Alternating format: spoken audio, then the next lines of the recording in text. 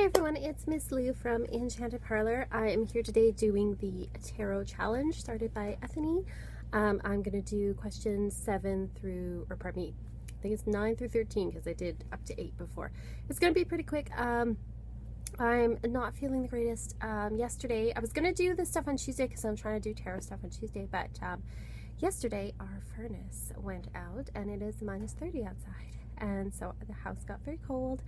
And it's fixed now, thank goodness, fixed now, but it was down to about 15 degrees in here and it was pretty cold, and I didn't get very much sleep last night and I'm just not feeling great. So please excuse my tired appearance on this quick video. But I'm also going to show you some tarot cards that are tarot decks, pardon me, that I was going through my tarot stuff, doing kind of a purge and an organize, and I have some decks here that they're really nice decks, but I just don't connect with them, but maybe somebody else will. So I am willing to do a trade. I'm going to put my email and my Facebook page below, because those are the easiest ways to get a hold of me, is email or Facebook Messenger, because the YouTube Messenger, I find I'm using my phone mostly, and I can receive the messages, but then I can't really reply to them. So don't use that. Use Facebook message or use email if you're interested in any of these. If you want to trade, I'll totally do that. So first of all, question number 9 was, what are your favorite tarot cards, or what is your favorite tarot card? So I do have a few favorites, but I think I had to settle on, overall, my favorite is the High Priestess. So this is the High Priestess from the Greenwich Tarot. My destiny number is number 2, and this is 2, but it's, you know, which kind of coincidence, but I do love this because I just think that she embodies kind of the mystery and magic of tarot cards, and of you know, just good sort of occult witchiness, and the idea of knowing something that is beyond sort of the logical and rational, and I really like that. So I do like the High Priestess. My second favorite, I would say, is Strength. There's a really nice Strength card there, because it reminds me that you can win over situations with patience, and win more flies with honey than vinegar, which is always a good lesson. And I also really like it when I get the Star, because it reminds me that there's hope. And it's just a really positive card to get. There's other really positive cards, but I think that those 3 are my favorite. Which leads to question number 10, which is, what cards do you not like to see? Of course, no one likes to see the Tower. Even though the Tower can be good, you know, especially in the long run, but also you can be shaken up by something really good happening. So, but whenever I see it, I'm like, oh my God, what is that? What is that going to be? And then I just like trying to figure out what it is. The other one that I don't like popping up is the 7 of Swords. Now, in this deck has a slightly different take on it, but whenever it comes up, I think like, oh, you know, what's going on that I don't know about, or what's, you know, always, you know, I start to do the same thing where I'm questioning and wondering what it is, instead of focusing on, you know, when this card comes up, it means you're going to find out. So those 2 cards, I think I find the most challenging when they come up. Question number 11 was, what cards did you get most last year in 2015? Mine was kind of all over the place, but some common cards that came up were the Queen of Cups, or Queen of Chalices here.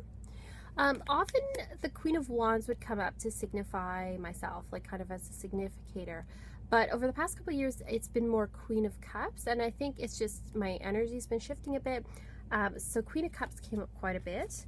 The 10 of Cups came up, which is great. I mean, you have a happy family, so that's wonderful. And then also Page of Pentacles, reminding me to take care of my health, and also that, you know, I'm a student and I'm still learning, and aren't we all in life? So those are the cards that came up a lot for me last year. Question number 12 is, what are your go-to spreads? Now, I do use the Celtic Cross a lot when reading for others. I think that it can provide a lot of information, especially when you use it in conjunction, like I use it in conjunction with Oracle cards or with Lenormand. You get a lot of information from that. And then I usually extend it from there. It usually starts that way. And then if people want to know more about something else, then we'll expand on it. And I'll do, you know, readings in particular about that. So that's kind of a go-to one for me. There's also one, I'm not sure what it's called, but it is in the book Easy Tarot, and it is a good general spread as well, where there's 4 cards in the middle sort of saying what the overall theme is. And then there's 4 cards for family and friends, 4 cards for relationship, 4 cards for career, and 4 for like other situations. And that is also another really good spread for finding out what kind of overall energies are going on. And I use that especially with other people. And then that leads to question number 13, which is, do you design your own spreads? Yes.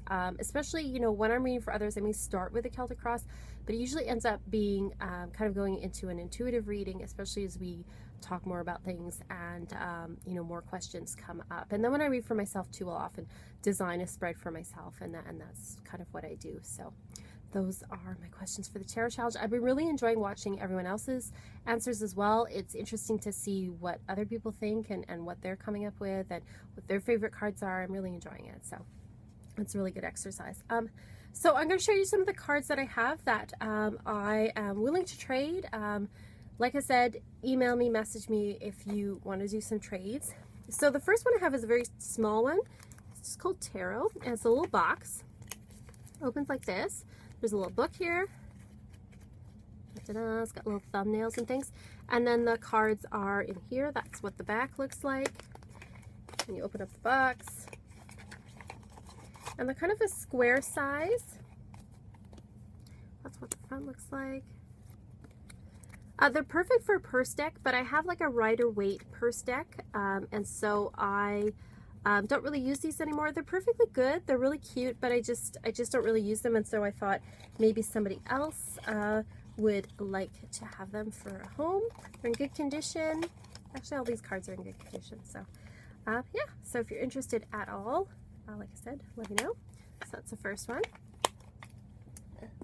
The second one is the Mystical Fairy Tarot, and the box opens like this. It comes with it just has the little white book, the little white book like that. It is, I think it's a US Games. Yes. Oh no, it's Llewellyn. It's Llewellyn. I think there's a version that comes with a larger book. This is just like the little book. Text is by Barbara Moore. That's what the front looks like there. Again, if this deck is perfectly fine, I just didn't particularly connect with it.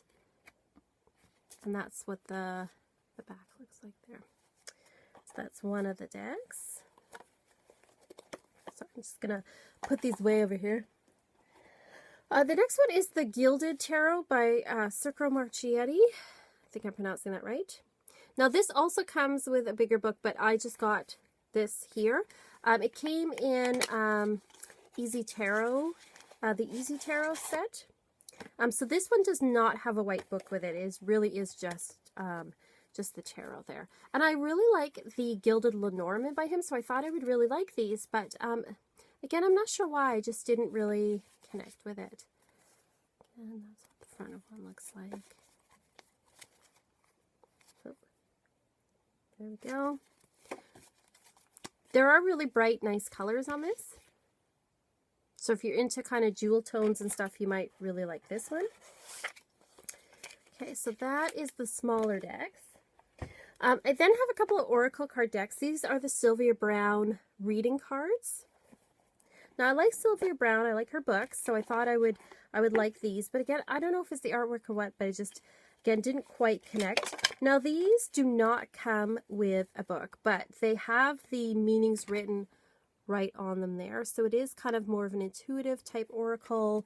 It's good if you don't want to look in the book and you just want like kind of a straightforward beginner's kind of deck, oracle deck. So you can see it's kind of dream-like imagery. This one here says, plant silver columns of light around everyone who is negative. You will see the world get brighter. This one says, there are never any dark spirits, only people in life can be dark. There you go. So if you're interested in that. Oh, and that's what the back looks like if I haven't shown it already. So yes, there's no book for that one. The meanings are on the deck itself. And it comes in like typical Hay House box. The next one I have is called the Wild Women Mystery Cards. Now the box is a little bit dented, but everything inside is still good. This is what the back looks like here. And then there Images like that. Sacredness. Healing. Bliss. Just give you a quick idea. I don't want to run out of time, so if it cuts me off, yeah. So that's what it looks like there. And it does come with a book. This is the book here. That's there. It is about 120 pages. So each one has a write-up like that. I think it does have some info about it. I think there might be some spreads and stuff. So that's that one there. I've had that one for a few years, and it just kind of been sitting around. And again, I'd like to pass it on to somebody else who might enjoy it. And then I have the Illuminati Tarot in the box. This box is a sturdy box, unlike some other Llewellyn ones. Opens like this, has a little pull thing, comes with book, and the book is in full color. And then you have the cards here. I'm sure a lot of you that collect tarot stuff are probably pretty familiar with this deck. Again, it's a great deck, but it's just not me. It's just not me. Okay, so that is what the back looks like there. That's the front. It is gold on the side. There, you get the shine there.